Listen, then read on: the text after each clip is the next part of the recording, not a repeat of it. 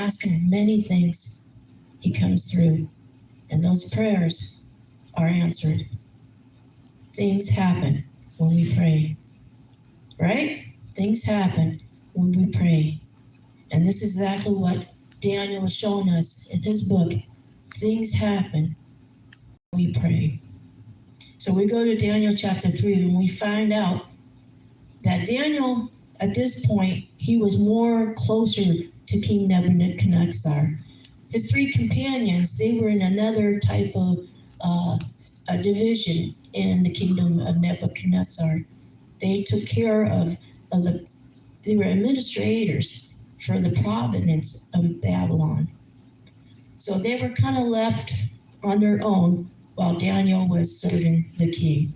So we're going to look at the story about what had happened to these three young men, these three young Jewish boys. King Nebuchadnezzar, he thought of a great idea. It's like what Pastor Eunice said earlier today. Hey, if we got money, we got power. Hey, if we got higher position, we got power. Well, King Nebuchadnezzar, if you think about it, he's a king.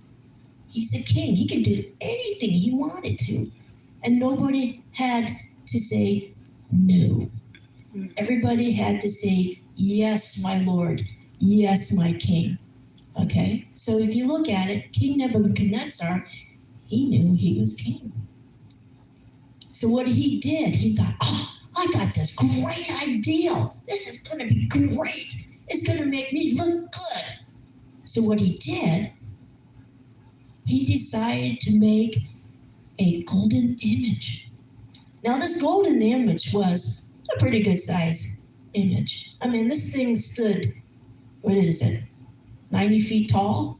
I mean, this thing was huge. And the width was 9 feet, made out of gold. I don't know, it didn't say what it looked like, it was just an image. But he thought, this is going to be spectacular. This is going to be magnificent.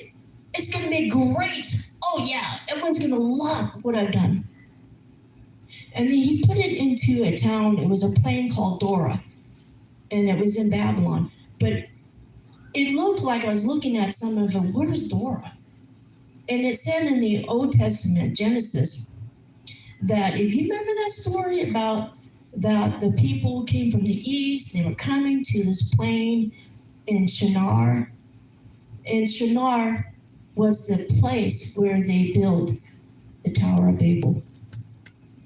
And now this golden image was very close to this place where the Tower of Babel was. So if you know the significance of this, it's kind of weird that two things that shouldn't have belonged ended up being there, and God had to remove that thing that shouldn't have belonged on earth, period, because it all went against God. So anyway, so King Nebuchadnezzar thought, this is it. I'm going to do it. And he did. And he built this huge golden image. Now, why did he build that golden image? He had a purpose. He had a reason to do this. So sure enough, he said, hey, this is going to be your new God.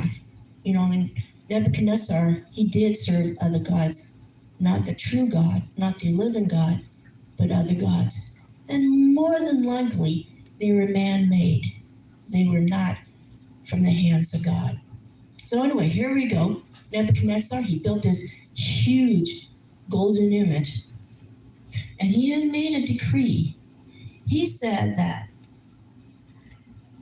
when you see this golden image, people, nations, and language of my kingdom, when you hear the sound of music, instruments, everyone's all going to bow down to the ground and worship my golden image.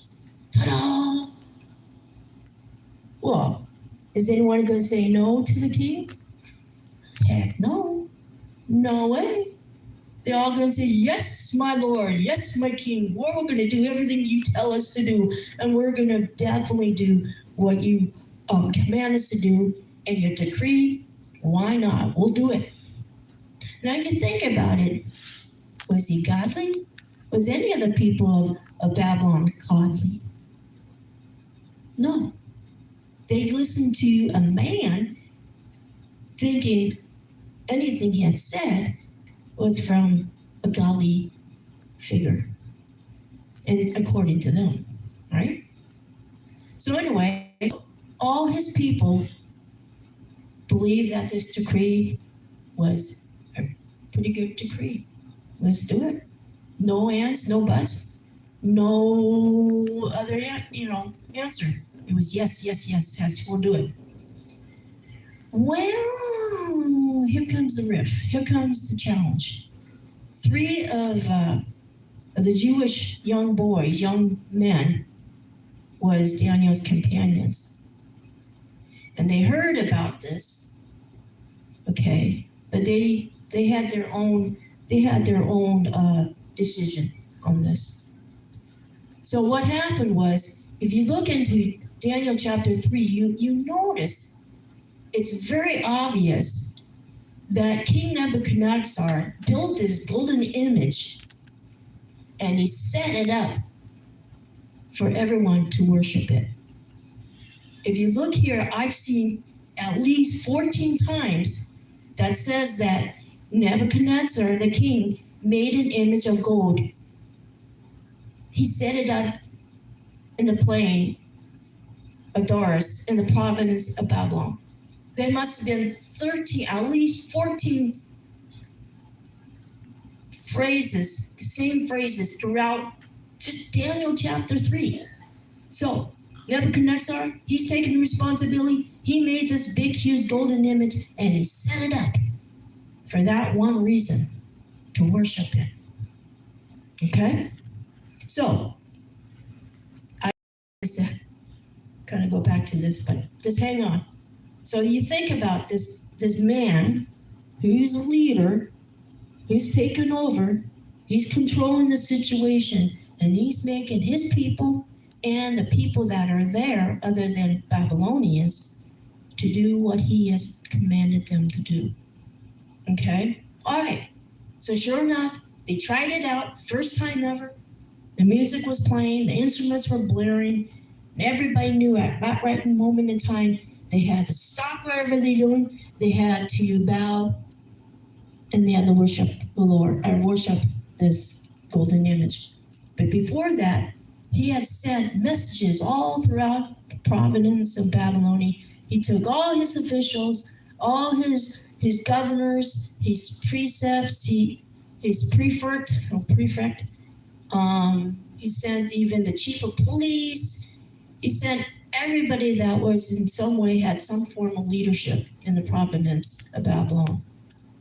Come to this place in Durham, the plain of Durham. And by the time they came, then he says, all right, guys, now it's time to worship this golden image that I had set up. And sure enough, the music was blaring, the sound was heard, and people did this, even the officials. All right, that was the decree. That was King Nebuchadnezzar's command. But they did find out something. They caught the 3 companions of Daniel not bowing down, not worshiping the golden image. Well, we do have informants, no matter what society you're in, there's always an informant. And they always favor whoever's in charge. So these Chaldeans informants, they came up to the king and they told him about these 3 Jewish exiles, these 3 men that you put in higher position, that you gave them the administration position for the province of Babylon. You know what they're doing, king? First of all, they're disrespecting you. Yeah, that's what they told the king. They're not paying attention to you, king. They're not even serving your gods. And recently, they're not even bowing down and worshiping the golden image that you had set up. Oh, did that make the king angry? What? Someone's defiling my orders? No, that's not right. I'm the king. I can do anything I want, so my servants gotta obey and do what I told them to do. That's in somebody's mind. Can you not say that could be in other people's mind? If we think about it of today, there's a lot of people like that. In their mind, their ideas are right. In their mind, they believe what they believe and should happen. In their mind, other people should also go along with their thinking because they're right. It makes sense.